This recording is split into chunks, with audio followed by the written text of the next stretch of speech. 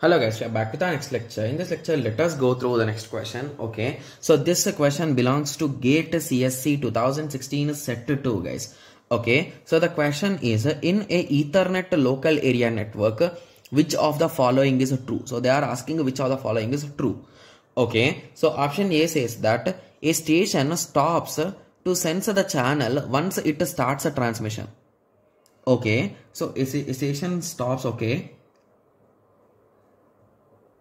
Okay, so basically I think this statement will be wrong guys, because here they did not specify which protocol they are using, right? Yes. So a station stops to sense the channel once it starts transmission. So if we use a CSMA CD, so it is going to carrier sense continuously, right? Even while transmitting also it will sense. So with that understanding I can say that this option is wrong. Similarly, moving on to option B, the purpose of a jamming signal is to pad the frames that are smaller than the minimum frame size.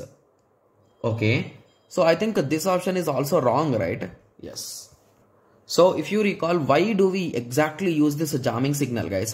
So we use this jamming signal. So whenever a sender is sending something to a receiver and if a collision occurred, so from here we will send a jamming signal informing to the sender that please stop sending the data. Already the collision has been occurred. You need to restart.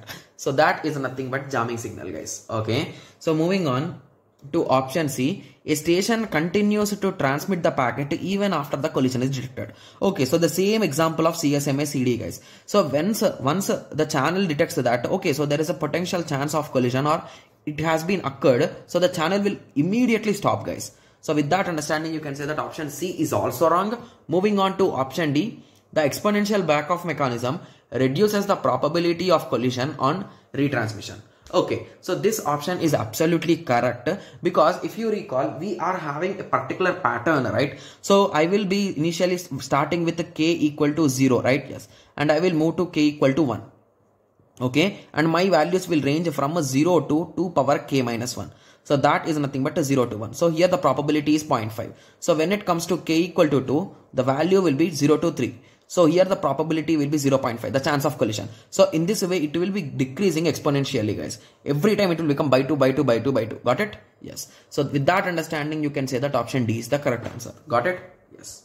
Okay. Guys, if you are having any kind of confusion with respect to this particular thing, please watch Aloha guys. So in Aloha, I have clearly explained what is this exact collision concept. Okay. Yes. Anyway, we are having some PYQs also. So don't worry, we will be covering there also. Okay. Yes. So I hope everyone got a clear idea. So in the next lecture, let us continue with the next question. Thank you. Thanks for watching.